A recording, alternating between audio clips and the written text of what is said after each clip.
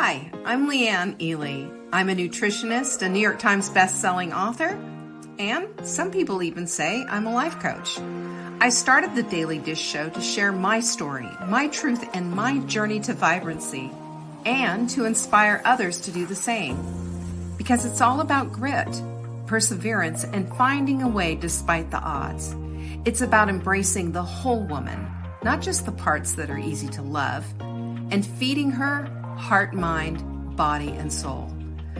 But I found that this isn't just my story, it's your story too. It's go time.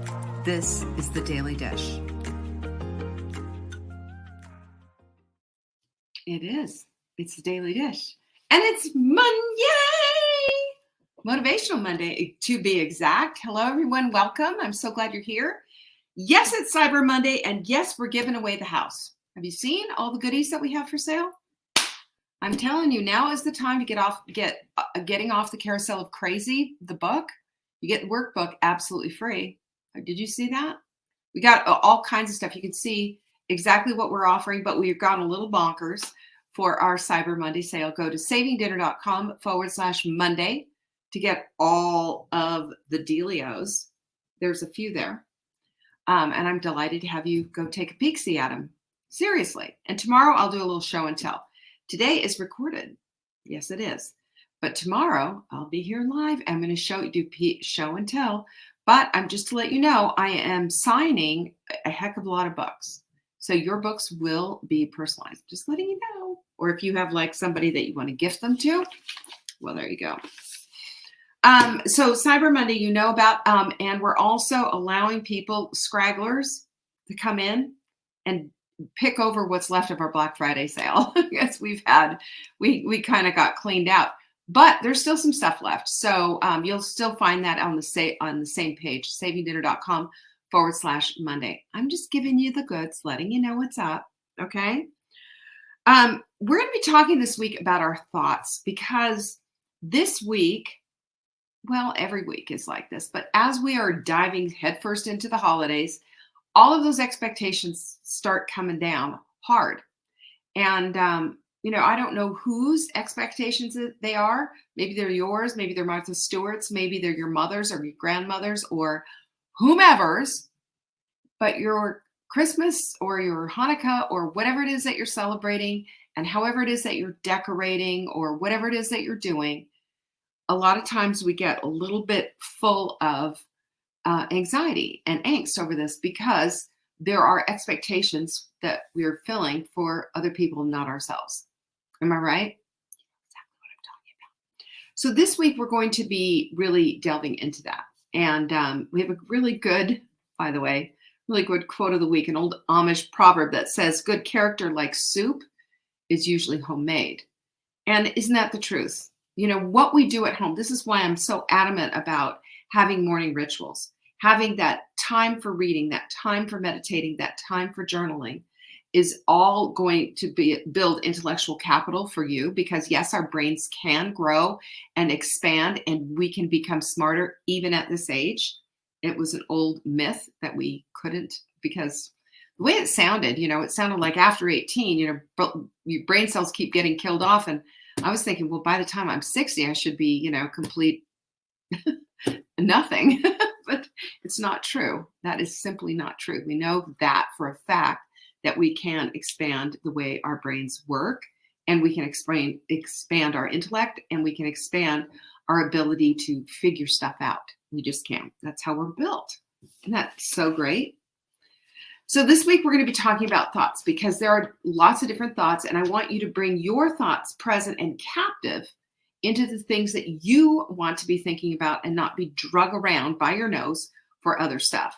So let's get busy on that, because there's quite a contrast here, and when we talk about it, I think you're really going to be appreciative of it. I hope so anyway. Well, there are two kinds of thoughts. There's a guy named, he's a high performance psychologist named Michael Gervais. And he says that there are two thoughts, those that constrict and those that expand. And you can only guess which ones those are, right? So when we are thoughtful, we're full of good stuff. And when we're thoughtless, we're full of all kinds of negativity. You knew that, right? I mean, it makes so much sense. Because the thing is with emotions, they can drive thoughts, but that can be as wise as you maybe letting your 6-year-old out in the garage to start up your car and drive it, right? We don't want 6-year-olds driving usually. They don't have good command of how to drive a vehicle, no experience at all, and no idea what's involved when it comes to driving. And that's the whole thing is if we allow our emotions to drive our lives, then what we are going to be finding ourselves in fact is that a 6-year-old's been driving our car this whole time. Everything can be massively out of control when you're allowing your emotions to take control of your life. He also says you can feel the difference between expansion and constriction, and that, yes, good old fashioned self talk. I've shared some of the conversations I've had with myself before, but good old fashioned self talk is a needle mover because it provides you with the information that you need to expand and not constrict and not shrink down. It gives you that space so that you can become the woman you're supposed to be. So it's sort of like, if you've ever had somebody like you're all sitting together in a group and you're on maybe a banquette or a sofa or something like that, and a friend comes in and you go, oh, hey, come on in. No, come on, I'll make room for you. You ask, tell everybody to scooch so you can have that person sit down right next to you. I've done that before. We've done that for people that we care about. We should do that for the thoughts that we want to have as well. So what we're doing when we constrict, like this constrict to allow for the expansion, we're allowing for more in. When we constrict and go small, our thoughts are pretty pathetic and pretty sad. You know exactly what I'm talking about. But you can feel the difference in the expansiveness of your thought and the constriction of your thought as well. So when you're shrinking your options, you shrink your abilities, your talent, everything that you have. You diminish everything that you are when you choose that path. That's the whole thing. Because here's what it is, and we've talked about this so much, but it's the truth. And what is excellence anyway, except repetition of something done well, isn't it? It's done well, and then you do it again, and then you do it again. And as a matter of fact, to get to excellence, that requires repetition. Always, every single time. So we are often what we are putting on repeat. It shows up in what we do, not what we say. It shows up in how we show up in the world. So we can do things that are up-leveled and honoring, or we can do things that are dismissive and low vibe, And it's all in the tone. It's all in the way you speak about yourself, to yourself, and about others even. All of this comes across in the negativity or in the negative or the positive, depending on how you parse it. So one of the things that we do in order to up level is to take a daily routine and make it a daily ritual, adding on to maybe some of the household tasks that we do and adding in the self-care that's necessary for living a vibrant life, like journaling and meditating and reading to expand oneself. We do that. Our checklists aren't just checking boxes off anymore. They become the means to an end to a goal, because that's what these little tasks are all about, helping us to accomplish those goals. Think about it. Every little task that you have, when you have a little task that you're making your bone broth for, you're making smoothie packets for, or whatever it is to the end of that list, that goal, that you're doing all of these little tasks so that you keep yourself on target. You know how that whole thing goes.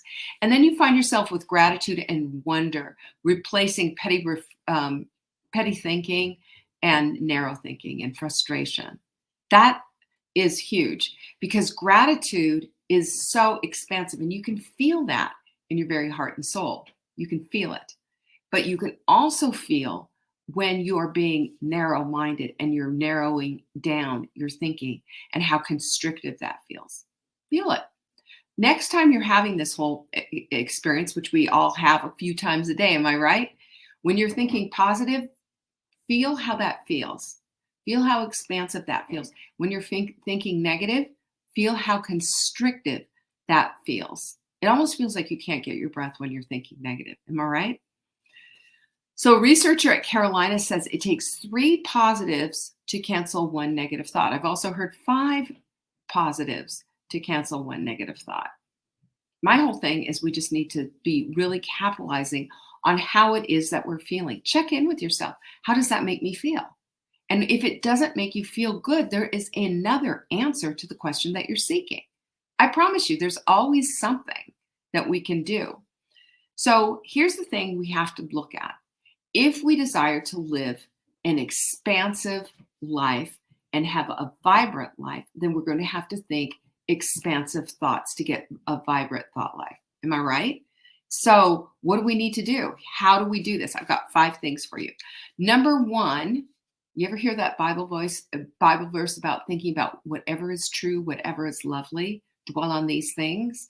When we dwell on positive, beautiful things, our minds tend to be more creative, more expansive, have greater capacity for love, for excellence, for empathy.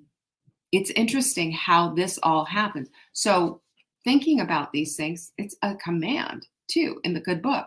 Whatever is true and whatever is lovely, think on these things. Good meditative practice.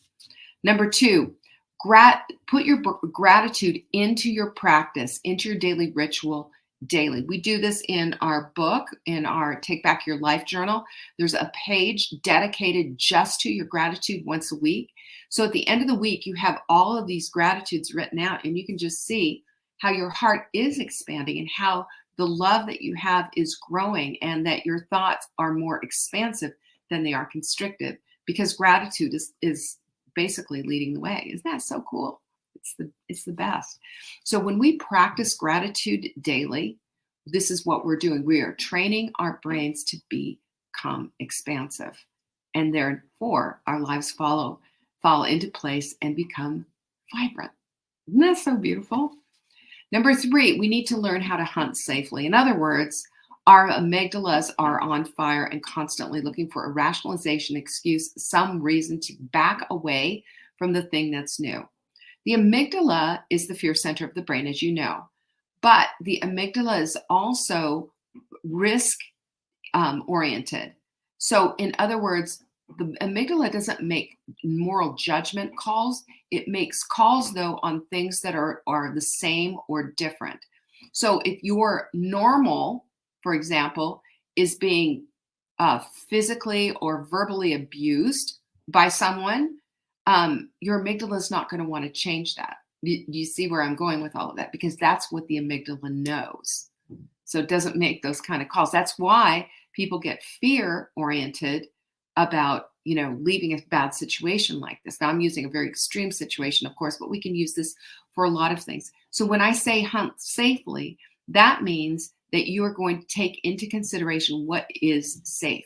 What is safe? Looking for things that are going to help you out, looking for things that are going to support the exact thing that you want, right? Looking for things that you want in your life. That's exactly what this is. So let's say if you're hunting safely, you're looking for a way to make meal prep easier or whatever. You make a big batch of bone broth. That's easy. And then, you high five yourself and say, wow, look at that. Well done. This also takes into consideration your amygdala, which is saying, well, that wasn't hard. That wasn't risky. That didn't take down the ship. We can retrain the amygdala, but hunt safely. Number 4 is decide to shift. We get this notion that but I've always been like this. I'm never going to change. It's not going to be like that. No, but make a decision to change. Yes, you can. Yes, you can. So you make a decision to change. We just have to remember this one thing. We are human beings. We are not trees. We are not stuck. That means that you can do something as dramatic as fire your doctor because your doctor isn't being supportive and is just poo-pooing you and putting you off. You'll know if you need to fire your doctor. There are other doctors out there. Yes, it may not be as convenient. And yes, maybe there's sometimes where it might even cost you a little bit more because of some tests that insurance doesn't cover. I do a vitamin D test every single time I get my blood work done. You know, that costs me money, but it's worth it to me because that tells me where my immune system is. Your immune system, how your vitamin D levels are, is giving you all kinds of information. Keep all of this stuff in mind. And we don't think about spending $5 on a cup of coffee, or a snack here, or drive through there for whatever. And yet we complain when we have to pay an extra $35 for a blood test, when that's going to give us information that we need to know. I'm just saying. Look, take a look at that. And number 5 is, remember, and before I go to that, number 4, you're not a tree. That means, in other words, you don't have to stay where you are. I'm just going to plant that, okay? For any kind of a thing, you can move, you can change, you can have what it is that you want. You're not stuck where you are. Never forget that, okay? Now I'll go back to this. And number 5 is to build that bridge. We all have gaps. We are here and we want to go there, right? So there's a bridge that needs to be built, because you can't just, swim to it. You got to build the bridge. And that bridge requires work. It requires daily consistency. It requires that you put yourself into the place and identify with what it is that you want. This is why it was so important to me to say, not just like, I want to lose weight, or I want to get stronger, or I want to whatever. I said, I am an athlete. I shifted my identity to athlete and became an athlete. I did. I am. I do. And that's what my whole point with all of this is that as you are building that bridge, start creating the identity that you want for yourself, whether it's an athlete, whether it's creative, whether it's a fabulous cook in the kitchen, whatever it is. Identify with that. Even if you're not there, start identifying with that. And I promise you, evidence will be dropped in your lap that shows you, yes, you are, and yes, you can. Because that's the shift. We're going from constrictive to expansive. And your identity is one of the biggest things that expands when you start looking at things from a different point of view. Every single day we have an opportunity to build that bridge. Every single day we have an opportunity to put one more brick down, to put one more support in there, to have one more thing in our bridge building kits. And as we do, we become more and more and more the version of ourselves that we hoped to become. We find our purpose, and we go full throttle into life, living our lives on purpose and for purpose, because that's how it's intended to do. I love that. So let me just say this. Remember that your good character, just like soup, is usually homemade. And your thought life is something that you construct yourself. You can't go to school for your thought life. You have to create your thought life. You need to take out the stuff that doesn't work and put in the stuff that does, and start looking at your brain, at your thoughts as a landscape toward your whole life, because that is truly what it is. And it can be a garden full of everything in full bloom, just the way you want it, vibrant, or it can be full of weeds and old boulders and discarded whatever, and just be a junkyard. Your choice, expansive or constrictive. Because just like soup, it's usually homemade. All right, that's all I have for you today. Thank you so much for joining me. I appreciate you. Tomorrow, we're doing a little show and tell, and we'll be telling you a little bit. I think, don't we have does Cyber Monday go till Tuesday? I don't know. Maybe it's just today. I don't know. You'll have to see. Keep watching your email. Peace be with you. Bye-bye. Thank you for joining me today. You can find me on TikTok for daily tips to help support your most vibrant life. And remember, you are the author of your own story. Until next time.